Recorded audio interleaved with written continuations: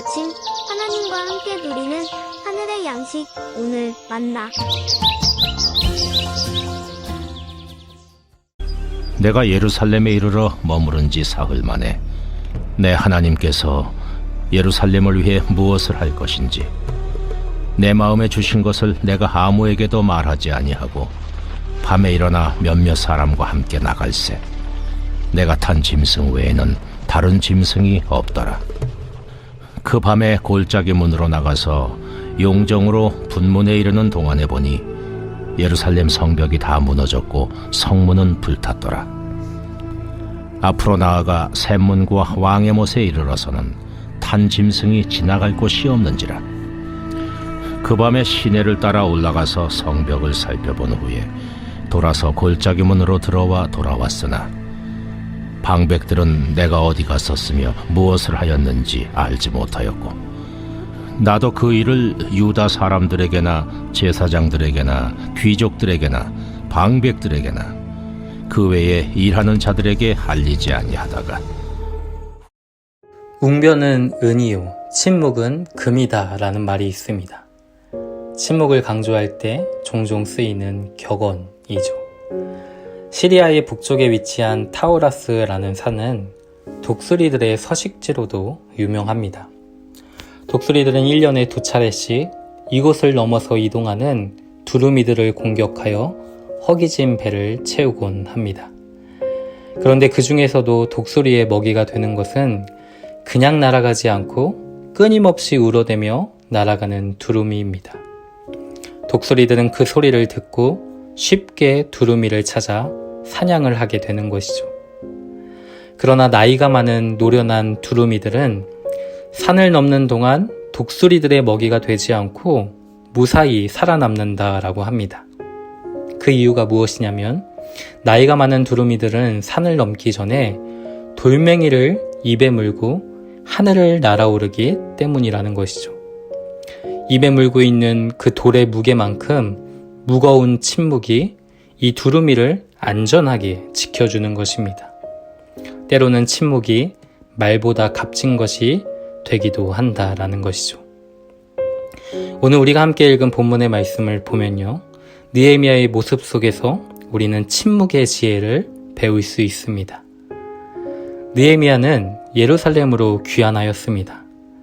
느헤미야의 귀환 시기는 바벨론 포로 이후 3차 귀환 때였죠. 느헤미야의 귀환은 스룹바벨의 1차 귀환 때와 에스라의 2차 귀환 때의 모습과는 조금 달랐습니다.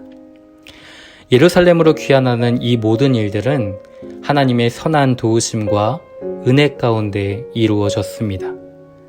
그런데 2차 귀환 때의 에스라는 예루살렘으로 돌아가는 길에서 적군을 막고 우리를 도울 수 있는 보병과 마병을 아닥사스다 왕에게 요청하지 않았습니다. 그러나 느헤미야는 왕이 보낸 군대 장관과 마병의 보호를 받으며 마치 페르시 왕이 파송하는 사절단처럼 권위 있는 모습으로 예루살렘에 도착하는 것이죠. 이러한 위풍당당한 느헤미야의 모습은 자신의 권위를 드러내기 위함이 아니었습니다. 그 이유가 무엇이냐면 10절 말씀을 보면요. 예루살렘의 중건을 방해하고 모함하였던 호론 사람 산발락과 암몬 사람 도비아를 비롯하여 사마리아인들의 거만과 만행을 제거하기 위한 행동이었다라는 것이죠. 아닥사스다 왕이 예루살렘의 중건을 다시 허락했다라는 증거이기도 했고 이 모든 일에 하나님의 선한 손이 돕고 있다라는 것을 간접적으로 보여주는 모습이기도 했습니다. 페르시아의 군대 장관과 마병을 등에 업고 위풍당당한 모습으로 귀환하였던 이 느헤미야의 모습은 하나님을 대적하는 자들에게 근심을 안겨주기에 충분하였습니다. 그러나 느헤미야는 자신의 위세를 교만으로 자랑하지 않았습니다. 오늘 본문 11절과 12절 말씀을 보면요.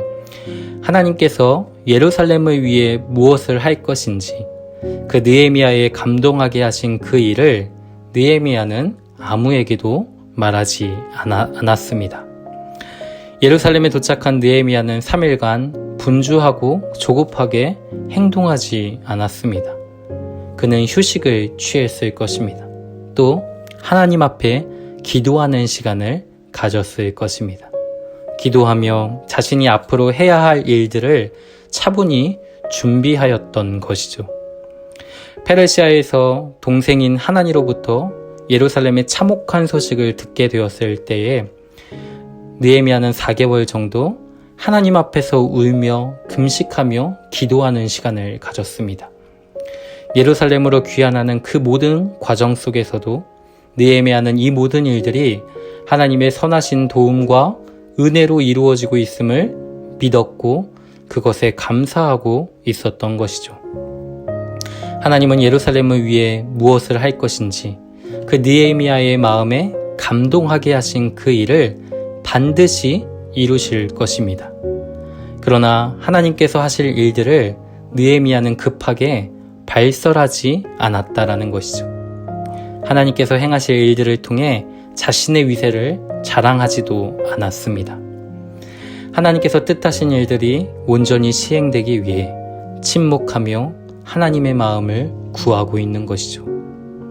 경솔하거나 서두르지 않았습니다. 하나님과 독대하는 시간을 가졌습니다. 하나님이 주시는 마음으로 문제와 상황을 파악하고 있었다라는 것이죠. 느헤미야는 예루살렘에 도착하여 머무른 지 사흘 만에 몇몇 사람과 함께 밤에 일어나 예루살렘 성벽을 시찰합니다. 무너진 성벽을 바라보는 느헤미야의 심정이 어떠했겠습니까?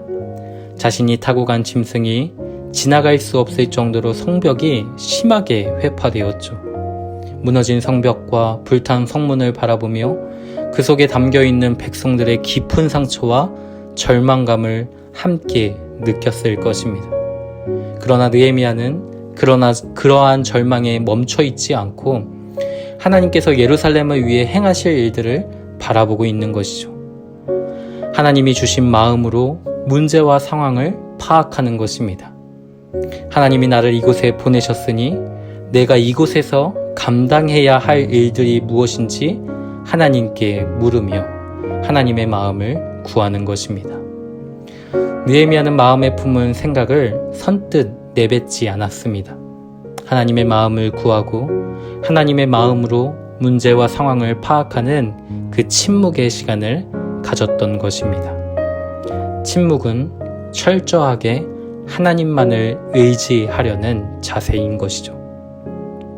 사랑하는 성도 여러분, 우리는 마음에 품은 생각을 선뜻 내뱉을 때가 있습니다. 어떠한 생각이 떠오를 때 그 생각이 하나님이 나에게 주신 마음이라 여기며 이것이 하나님의 뜻이라고 선뜻 이야기할 때가 종종 있는 것이죠. 그러나 우리는 느헤미야의 침묵을 배워야 합니다. 마음의 생각이나 감정에 의지하여 경솔하거나 서두르지 않고 하나님의 마음을 구하고 묻는 침묵의 시간이 반드시 필요합니다.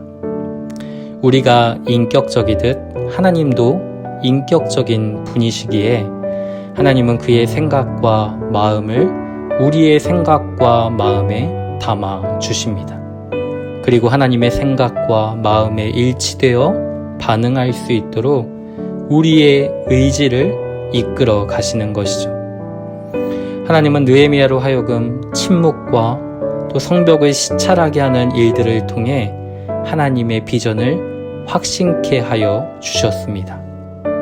사랑하는 성도 여러분, 소망이 있다면 이 느헤미야 52 프로젝트를 통해 우리의 마음에 자리하고 있었던 그 실패에 대한 상처와 절망을 딛고 침묵의 시간을 통해 하나님의 마음을 깊이 아는 은혜가 있기를 소망합니다.